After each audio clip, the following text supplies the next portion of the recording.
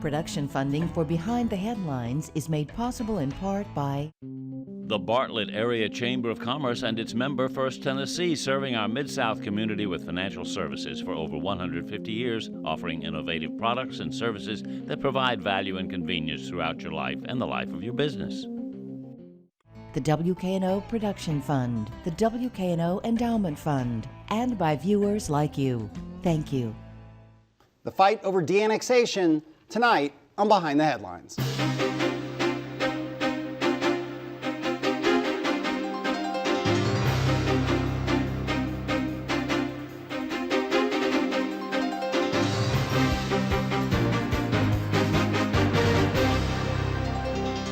I'm Eric Barnes, publisher of the Memphis Daily News. Thanks for joining us. I'm joined tonight by Representative Joe Towns from Memphis. Thanks for being here. My pleasure. Lee Harris, State Senator from Memphis. Thanks for being here. Sure thing. Along with Bill Dries, senior reporter with the Memphis Daily News. And let me say at the start, between scheduling issues with a very busy legislative session and Good Friday, we were only able to have two folks from the legislature, two politicians who are opposed to de-annexation in its current form. We had invites out to people who are on the other side of the issue, and through no fault, anyone's fault really, they couldn't be here. We'll do another show with folks from the other side of the issue. I am sure, given the weight and the complexity of this matter, we'll do many shows on this issue. So again, I'll I don't want to say that we're somehow biasing the conversation, and Bill and I will try to do our best to channel the opposition and the other side of the issue. Let's start with the House. And the House bill was passed a week and a half ago, Joe. And you were opposed to it. You spoke passionately against it. Why were you opposed to that bill in its form? And so for people who maybe are a little hazy on the issue, that bill allowed some areas in 5 cities of the state to de-annex, including about 10 areas around Memphis. And we'll put a map up at some point that kind of gives that outline. You were vehemently opposed to that. And the bill has taken a different form somewhat in the Senate. We'll get to that. Right. But that passed the House pretty handily. Right. Yeah. You were opposed. Why? Well, number one, let me thank you for having us on the show to talk about this very critical issue. But primarily, everything that was done, Eric, was done according to the law. Our city has not broken any laws at all. It's like you're going to win the game and then you're going to move the goalposts, okay? Memphis annexed according to what the law has stated that they could do. Then after that, there were lawsuits filed. Even when the lawsuits were filed, the city still won the lawsuits. So to me, it's really illogical for you to want to rewind 18, 20 years, what's really to stop you to go back 50 years and change the rules of the game. It's not fair play. And then what really, really irritated me is like you're targeting our city. It's like Memphis gets targeted by these rural guys for whatever disdain they may hold for the city, and they push all this stuff on us. And you cannot idly sit by and allow 100,000 people, up to 110,000 people, and possibly $100 million to be taken away from your budget. We'll bring a map up that shows all the areas in the bill, again, the version that passed the House, Absolutely. The 110,000 people and so on. I want to come back to Sure. a bunch of what you brought up, but let's get the Senate perspective in. This past week, the bill in the House form went to the Senate floor. There was a lot of debate. Ken Yeager, the head of the State and Local Committee, who is not from Memphis, he represents Middle Tennessee somewhere. Yeah, Roane County. Spoke passionately that he did not like the way the bill had taken shape, that the bill should go back to committee. It had, in his words, it was targeting certain areas, and it was disenfranchising, Absolutely. his word, the 350 other municipalities and the people who live there who have no vote to de-annex if they chose to. It went back to committee, some things passed. Tell us where it is in state and local and from a Senate point of view. So it's in state and local for discussion. A lot of members weren't informed on the bill, and so Ken Yeager, rightly so, said, let's send this bill back to state and local so we can have further discussions on it. The city of Memphis came down along with mayors from Knoxville and also from Chattanooga to make presentations to the committee members. I think that went really well and opened up a lot of eyes. As it sits now, it was amended in committee, and so as it stands amended by the committee, it has statewide application. So it doesn't apply to just a handful of communities and target just Memphis. It applies across the board. And so there are more than 300 cities in the state of Tennessee. And so for more than 300 cities, and there have been hundreds and hundreds of annexations, it would apply to all of those. And another important point is not just statewide application as it stands now on the Senate side, it doesn't even have a date limitation. So before, the bill set with Right. a limitation that says annexations after 1998. As far as we can tell, there's no limitation like that in the current amended version by the Senate. And again, some process, but just so people, I mean, it's a huge issue. It will go back. It'll be in committee again next week in the Senate committee, and it will more amendments, more discussion, and then eventually it goes back to the Senate floor. I'm confident there will be significant discussion now that it has statewide application. It doesn't even have a date Right. specific. Right. So in the city of Memphis, that map that you just showed will become obsolete very soon because we'll bring in Whitehaven and Frazier and other communities that have annexed. Remember now, annexations have happened in the city of Memphis, but as far as we can tell, the biggest annexing communities have been in Rutherford County and in Williamson County, the wealthiest community in the state of Tennessee. And so all of those folks are now involved in this. And so it's a little bit easier, like Representative Towns was saying, to kind of take on and target Memphis because of some vulnerabilities here. But now that it has statewide application, I think the bill has some serious challenges. Okay, let me come back to what you said. And again, we don't have the opposition, the other side of the issue here. And so part of how they would respond to you, I think, and what I've read and what I've heard is, to your points, again, back to Memphis and some of these areas. That maybe it was done according to the law of the time, and maybe it was, it went through the courts. But what has happened was, in their words, egregious. And it was egregious in the sense that property values went down, the services were inadequate.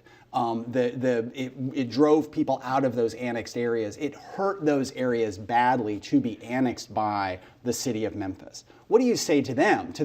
And some of it is statistically true. I mean, you can point to the statistics that things went badly from a property value, population, and crime point of view. Isn't that, in its way, an egregious act by the city of Memphis? Well, to me, that's not an egregious act because the city did not intend for that to happen, did not really cause that to happen.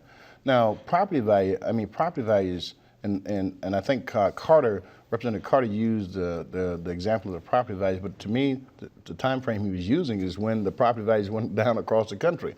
He was talking around 2008, 2007, 2009, 2010. You had a problem across the country. So those numbers should not be taken into account because we had an economic downfall across the country. Okay, and same question to you. Again, the people on the other side of this issue point to a lot of things, but just this idea that the damage that was done from their point of view to those annexed areas in terms of property values, in terms of population loss, in terms of crime and quality of services was egregious, was terrible, was unfair, and they ought to have the right to get out, given what happened. So that's a lot of stuff going on. Yeah. The point is that you can't just draft legislation for 10,000 people. There are 5,000 that live in South Cordova. There are 5,000 that live in South Wind. This affects the whole community, and you can't draft legislation specifically for that. The idea that Memphis is somehow in control of the real estate market is really misunderstands how the real estate market works. I don't think the city of Memphis, I don't think government officials are in charge of that and are answerable for everything we see happening in our economy here. Now, I will say this, if legislative officials are responsible for it, or if elected officials are responsible for it, it's got to be the legislature, because the legislature put in place the annexation laws. So it's not the city of Memphis that put in place this process. But it was legislatures and some of the same legislatures who are now trying to change the law. Yeah. So if there's blame, there is plenty of blame to go around. It wouldn't be all fall on the city of Memphis. I'll get Bill in a second. But again, wouldn't they say to you, I know they would say to you, but the city of Memphis failed. The city of Memphis, some of those other things may be true, but the city of Memphis failed in the sense that they drove people out, they provided bad service, suddenly there was all this crime that didn't exist before. They would very much say that maybe some of that's true or not, but the city of Memphis deserves some blame for what happened, the bad things that happened. The city of Memphis faces severe challenges, and the city of Memphis has not lived up to its potential. I don't doubt that. The question is, where do you go from here? Do you blow up the city and bankrupt it because you're not satisfied with some of the decisions that have been made? I'm not satisfied either, and I decided to get in the game. And so I would rather that these legislators who are concerned about the city of Memphis and some of the choices it's made get in the game and try to support the city of Memphis. Let's not try to blow it up, because that's what broad de-annexation will do. It'll take us to the edge of bankruptcy, and that's I'm not trying to overstate. That's the reality. That's the reality. All right, Bill. In the House version of this bill, Representative Carter started out with a number of cities beyond the 5 who are currently in the House version. those cities that went to Representative Carter and said, look, we've worked out a deal to de-annex these areas or at least allow the folks in those areas to have a vote. And he said, fine, I'll take you out of the bill. In the Senate version, those very cities are back in that version, plus all other cities? As far as we can tell, every city in Tennessee is in the current version of the bill. And what that means is that we could see municipal shrinkage across the state if this bill is approved as it stands in the Senate. If you saw that kind of shrinkage of communities as people take de-annexation votes one after another across the state, and they'll vote to de-annex themselves in many cases because they get a tax break. Why not choose a tax rate that's lower? If you see that across the state, that statewide shrinkage would be a national embarrassment. Absolutely. It would take us years, if not decades, to recover from such a huge and colossal flop. So there are huge problems by going statewide, and that's where we sit. Okay, Joe, on the House side, then, are those cities who thought they were out of the bill, are they coming back to your side and saying what to your chamber and saying, what's the deal? We thought we were out of this bill. Well, the reason they would be re-included in the bill because the bill has not become law yet. And the fact of it is the Senate had not voted on the bill. And so the Senate added amendments, and they're going to add more amendments, and that nullifies what has happened over here. What will happen probably, there'll be a conference committee call if it gets to that point.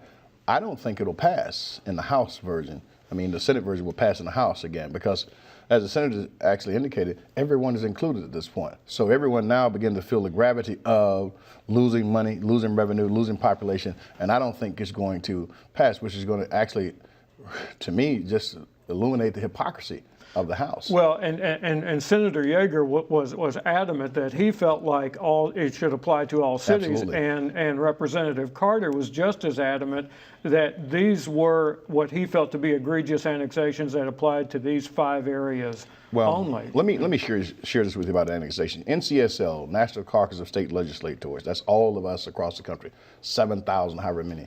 I contacted them.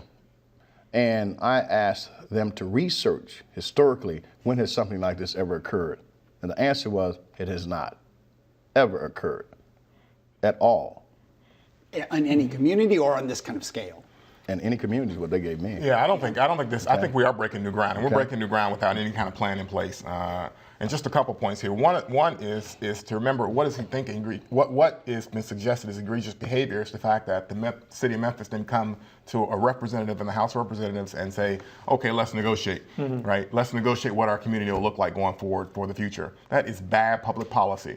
Now, I'm not the decision maker, and Mayor Strickland will have to decide for himself, but the short of it is you can't decide to break up communities and change the structure of a city in a room with somebody who's not even from your community. That's just not how policy is done. Absolutely. You've got to be thoughtful about it, and you've got to set up a process for deciding what the footprint looks like. And this idea that egregious behavior is the fact that we wanted to undertake a process is misguided in my view. Okay, so if at the end of this, note there is no reconciliation between the House and Senate versions, and the legislature runs out of time, and this proposal dies for this session, has to start all over again starting next year, should Mayor Strickland and the City Council still consider de-annexing by some other method Windike, South Cordova, and South Wind? Well, there are only 10,000 folks that live in those communities, and I was on the city council before. Certainly, if they're having a vote on annexation or de-annexation, I would not have voted to annex any community. That's just the practical reality, because I think there are some problems with stretching out our city. But at this point, whether the city should undertake a process to decide what the footprint looks like, I'll have to leave it to them. Yeah, because the city, we'll bring up the map that just shows South Cordova and Southwind Windike, right? Most of the areas there, you can see Cordova South up towards the top in red, and you can see in the greenish yellow Southwind Windike and Southwind Windike. And those are the last two, which the bill originally said when it was narrowly defined on those, and there wasn't a whole lot of opposition from anyone. Those were the last ones that were done and so on. Let me come back to something both of you all have said, but doesn't the fact, you talked about how the bill, again, if anyone's joined the show late, through scheduling and Good Friday, we only have we have two folks from one side of the issue. We were unable to get the others on. We will get them on a future show. But for today, I will sort of try as best I can to kind of channel their arguments as they've said them and as they've been written. You talked about how if the bill were statewide, across the state, there'd be this sort of national embarrassment of people pulling out of cities. If just the 10 communities that are in Memphis, around Memphis, if they voted, everyone seems to think they will all vote to go out. Doesn't that, as bad as that might be, and doesn't that justify a massive change? That they are that unhappy in a country where you should have a vote and you should have choice and property rights are a huge issue. Doesn't that justify a bill like this that allows them to get out of, not just in Memphis, but in other cities, situations that they find unfair, wrong, and so troubling? Eric, let me share this with you. What I think is this. I think that absolutely that is a stretch to think that would occur. Okay, also, the way the bill is drafted on the House side, it would only be 10%. 10% deciding for the entire 100% or other 90%. 10% can call the vote, to put it on the ballot, and then 50, you got to have a simple majority. Absolutely. That's 200 people in South Wind. Okay. 200 people in South Cordova. Keep going. I just want to clarify. Go ahead. But the point of it is that we create this big monster that everyone will try to get out. Okay. Regardless, that would never happen. I don't think that would never happen. People want to cherry pick and take advantage of Memphis from all the amenities and things that it have, and then they don't want to pay the fair share, so to speak. My point really is still that everything that was done according to the law. Okay, the law is the law. Right. Either we're going to have a system of civilized governance, or we're not going to have that. You can't just change the law at every wish and whim because you don't like what has happened. There are a lot of things that we do there I don't like, but I obey the law. Right. Okay. To my point. So I'm a big believer in citizen-driven democracy, and I'm totally fine for the people kind of determining their own destiny. I mean, I think that, though, I also believe in leadership. And so to the extent we're going to go in the direction of citizen-driven democracy and say that people deserve a vote and so forth, we still got to set up a process. Remember, this is major structural change with no plan in place for service delivery. Just the minimum of how are you going to get your trash picked up? How are you going to get police protection, law enforcement protection? How are you going to get fire? There is nothing in this bill that speaks to that. Right. In fact, this bill goes counter to any type of service delivery program because the bill says after a vote, 30 days after a vote, the de-annexation is operative. 30 days after a vote, we're going to pull out of Hickory Hill, 50,000 people. Never works. The sheriff says it takes 15 months to secure and have law enforcement in place. Trash pickup, nearly impossible in 30 days. Fire, sewer, utilities, all these questions have to be answered before we can undertake massive structural change. Those services, I'll go back to Bill, but those services would, in this case, go back to the county. And County Mayor Luttrell has said, well, I don't know that he's in favor of this de-annexation, but he has said, I think there's a lot of hyperbole, I'm paraphrasing, not quoting, that things are getting blown out of proportion, and they kind of, I think his general phrase, Bill, was, we stand ready to step in and provide services where we can. The county is not ready to provide trash service for 100,000 citizens. He has said that they can manage it, and they think that they can handle it. The county is not ready to manage trash pickup tomorrow. The county is not ready to manage fire services tomorrow. The county is not ready to manage police and law enforcement. As the sheriff has already outlined tomorrow, it is not just a challenge, it may very well be impossible. Right. And that's why when you have these structural changes, including annexations, you have a requirement of a plan of service. And you do that before you make the moves. So here, no plan of service at all contemplated. All right, let's get Bill. So you were both in the legislature when, Lee, I don't know if you were there, when annexation by ordinance was ended. Was that before your time? I think I may have been there. I'm not sure. But okay. Okay. What was there an implied deal that this was the first of two parts, that you got rid of annexation by ordinance, required a referendum to be annexed, and that the intent was to then go ahead and pass a de-annexation bill? Was that the deal? I think everybody was fine with the de-annexation bill if it was going forward. I think looking back retroactively, I think started the discussion of, well, how are we going to do this? But this kind of right of de-annexation going forward, I don't think bothered a lot of people. So if communities were annexed, maybe they'd have some right to de-annex going forward, and it'll apply more broadly. But the way this bill is structured, no plan for service, statewide disruption, retroactive annexation, which changes the laws like Joe Town said after the game has started. all, makes this bill look like it needs to kind of go back to the drawing board, and we need to really think hard about how to do this, because this will be a major structural change and could create a national embarrassment that we'll be living down for, a decade. If we can. Joe, is this the second part of a two-part set in your mind? Did the legislature, in essence, commit to some kind of de-annexation when it eliminated annexation by ordinance? Well, in my mind, it did not. That's what I thought. It did not. But there again, anybody at any given time with a supermajority, they can come up and change the rules. And they do that quite frequently. So whatever, it's like if you cut a deal with me and you give me your word, and then 30 days later you go back on your word, it doesn't matter what you say anyway. Because they have the power, they have 3/4, and they flex their muscles the way they want to.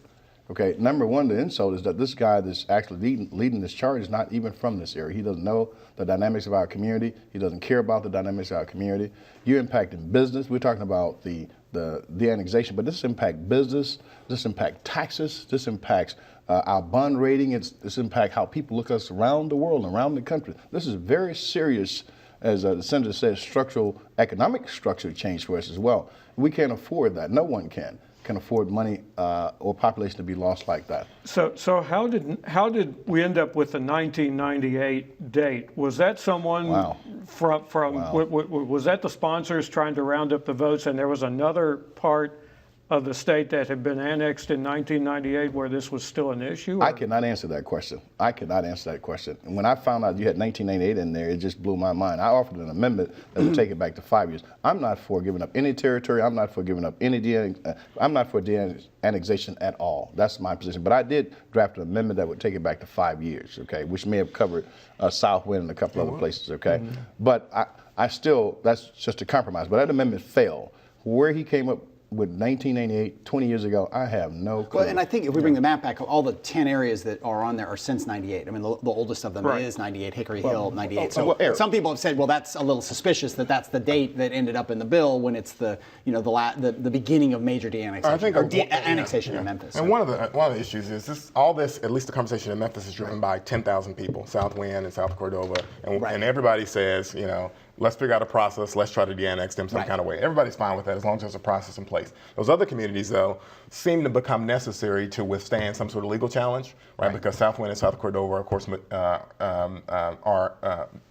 majority white, and of course Hickory Hill is majority minority, and so you kind of can stave off some equal protection challenges if you have a majority minority community included. And so, bring in Raleigh, bring in Hickory Hill, and so forth. That's our guess, but we still have not come to, we haven't heard from the sponsor as to how he chose today. So we've just got a couple minutes left here. And this is a big question that we probably can't work through, but I've heard lots of people I trust who've said that, who are opposed to this bill, in both its forms, in the House that passed and where it is in the Senate, who have said that, look, Memphis seriously needs to look at some de-annexation. And we did a show, this Commercial Appeal did a great series on it. Bill has written about it, but they did a great series, history of Memphis and the financial crisis and all that de-annexation. People have said maybe some areas need to be de-annexed. The footprint of Memphis, it's one of the biggest, physically largest cities with but it's got a stagnant population. So the cost of providing services across this huge footprint is very inefficient. The city council, correct me if I'm wrong, we may have already said this, can de-annex areas. They don't need a new law in order to de-annex. Are either of you, both of you, in favor of, you talked a lot about a process, a better process. Is there a better process out there? Is it about, you called a plan of service, if de-annexation was passed, but it took 2 or 3 or 4 years to implement or whatever period of time, do those kinds of things need to be on the table going forward? Sure. I think some of the things that we see in this bill is overkill. For example, nobody's talked about de-annexing Hickory Hill. Nobody's talked about de-annexing Countrywood. To de-annex Hickory Hill, which has some serious challenges, and have the Memphis Police Department pull out of Hickory Hill, I think most people would say that would be a bad thing. And I don't think there's any call to do that. The city council and the mayor should undertake a process and figure out what the footprint should be. And I endorse that, but that's got to be their decision, right? That shouldn't be imposed from on high on the state. But if this bill was restructured, we could agree to any number of things, but the bill as it sits does not have a timeline other than 30 days after election, Hickory Hill is gone and police services pull out. Right. Your take. Is there a process that you could be in favor of? Well, that remains to be seen, but the question becomes whether it's going to be fair, whether it's going to destroy the city. I would be for nothing that's going to cause financial injury to the city, financial injury to the citizens of Memphis, as well as de-annexation. Depends on how many people you're talking about de-annexing as well. I mean, 100,000 people just totally out of the question. Right. 20,000 people, that's a lot, Right. as well. But I would be open to whatever is reasonable. But there again, I would follow the city council's lead. I would follow the mayor's lead. But it just remains to be seen what's going to be presented. Any number of things could happen. Right. I don't have my mind closed on it, but as it goes right now, I'm not for any of it. I'm going to read a quote from Governor Haslam, who has said he's very concerned about the bill because that's a possibility down the road here that if it goes through and it goes through the legislature, he could veto it. He said to a group, I think it was the Municipal League, "I have a major concern," Haslam added. "What I try to tell people in the legislature is you might not be from a city, you might be from a rural area or suburban area, but cities matter to you. The services that happen in these cities, if they go away, then you've got a problem." Is there, from your point of view, an anti-city, forget Memphis, just an anti-city tone in the legislature? Oh, we're out of time. I totally lost track of where we are. Really? Is there? I don't know. I think that's indicative of the fact that people are coming together. City council, industry, governor's office. We're all working together to confront this. I apologize, Representative Towns. I ran out of time. I apologize. Thank you for joining us. We'll have another show next week with the other side. Thank you. Good night. Support for Behind the Headlines is provided in part by the Bartlett Area Chamber of Commerce and its member First Tennessee, serving our Mid-South community with financial services for over 150 years, offering innovative products and services that provide value and convenience throughout your life and the life of your business.